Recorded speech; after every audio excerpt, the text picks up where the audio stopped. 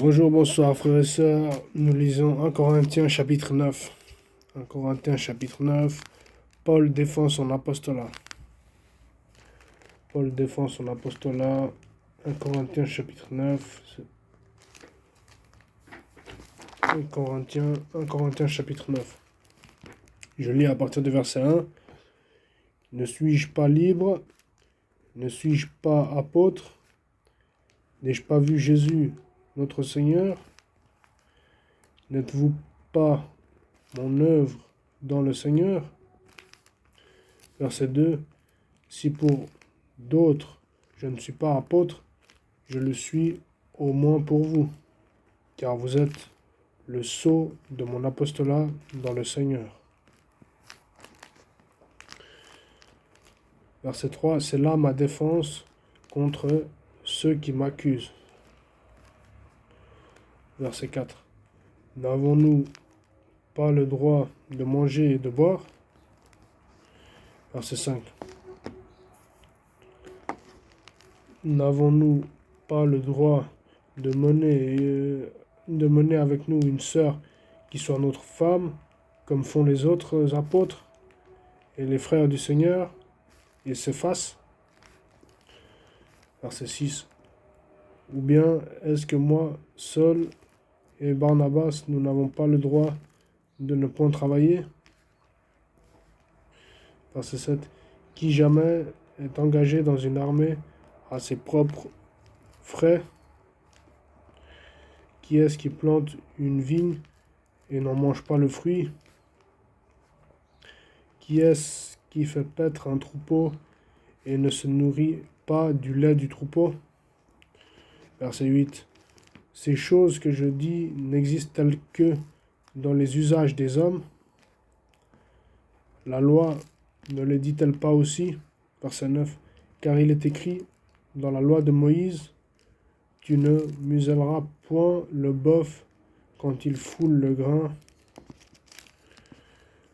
Dieu se met-il en peine des bœufs?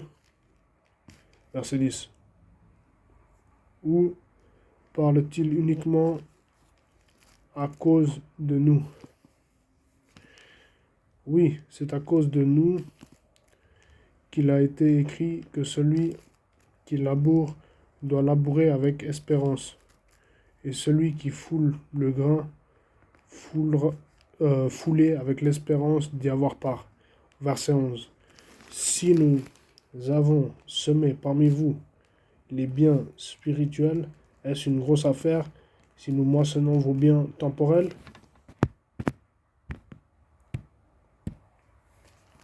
Verset 12.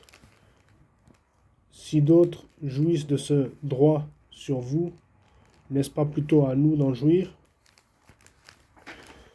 Mais nous n'avons point usé de ce droit.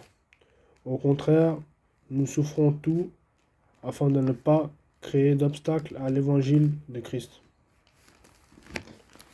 Verset 13. Ne savez-vous pas que ceux qui remplissent les fonctions sacrées sont nourris par le temple, que ceux qui servent à l'autel ont part à l'autel? Verset 14. De même aussi, le Seigneur a ordonné à ceux qui annoncent l'évangile de vivre de l'évangile.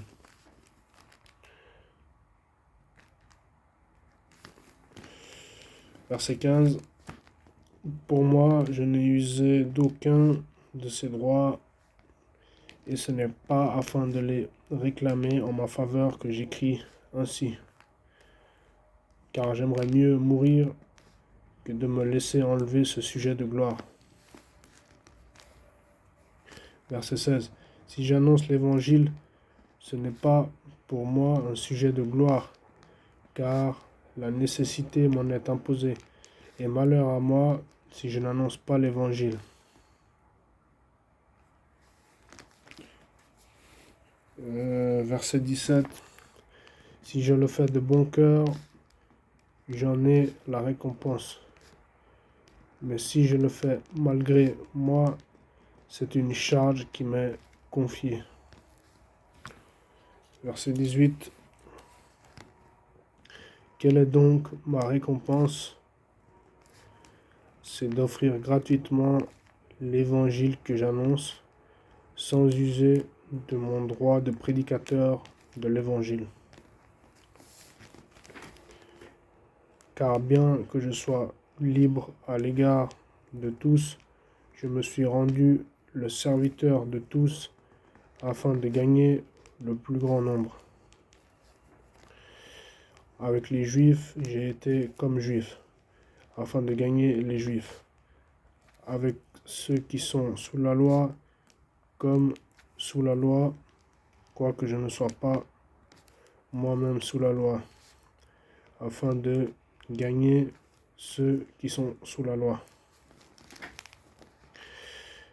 Avec ceux qui sont sans loi, comme sans loi, quoique je ne sois point sans la loi de Dieu, étant sous la loi de Christ, afin de gagner ceux qui sont sans loi. J'ai été faible avec les faibles, afin de gagner les faibles. Je me suis fait tout à tous, afin d'en sauver de toute manière quelques-uns.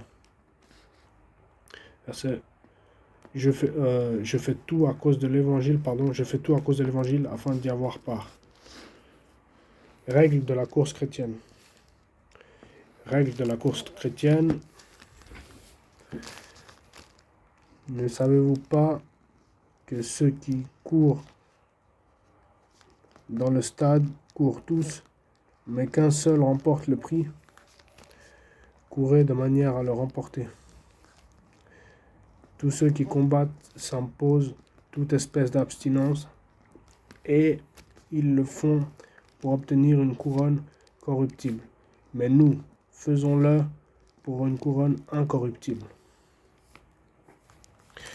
Moi donc, je cours non pas comme à l'aventure, je frappe non pas comme battant l'air, mais je traite durement mon corps et je le tiens assujetti, de peur d'être moi-même désapprouvé après avoir prêché aux autres.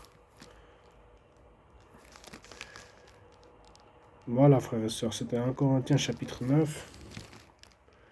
Je vais relire quelques versets, comme d'habitude. 1 Corinthiens chapitre 9, versets 14, 16 et 27.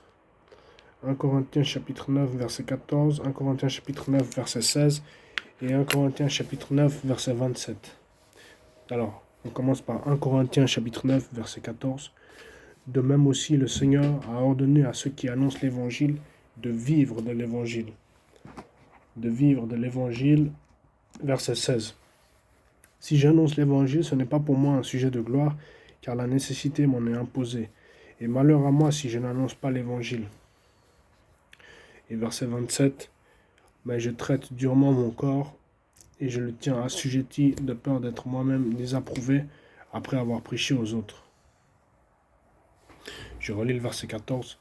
De même aussi, le Seigneur a ordonné à ceux qui annoncent l'évangile de vivre de l'évangile. Verset 16, 1 Corinthiens chapitre 9, verset 16. Si j'annonce l'évangile, ce n'est pas pour moi un sujet de gloire, car la nécessité m'en est imposée. Et malheur à moi si je n'annonce pas l'évangile. Et verset 27. Mais je traite durement mon corps et je le tiens assujetti, de peur d'être moi-même désapprouvé après avoir prêché aux autres. Alors, verset 14. De même aussi, le Seigneur a ordonné à ceux qui annoncent l'évangile de vivre de l'évangile. 1 Corinthiens chapitre 9, verset 16. Si j'annonce l'évangile, ce n'est pas pour moi un sujet de gloire, car la nécessité m'en est imposée. Et malheur à moi si je n'annonce pas l'évangile. Verset 27. Mais je traite durement mon corps et je le tiens assujetti, de peur d'être moi-même désapprouvé après avoir prêché aux autres. Voilà, frères et sœurs. C'était 1 Corinthiens chapitre 9. J'espère que vous avez été bénis. Moi, j'ai été béni. Et que Dieu nous aide à lui obéir. Que Dieu nous conduise. Que Dieu nous conseille. Que Dieu nous protège. Que Dieu nous bénisse. Amen. Que Dieu soit glorifié, béni, magnifié et honoré. Que Dieu nous bénisse, nous protège et que Dieu nous conduise. Bonjour, bonsoir à tous.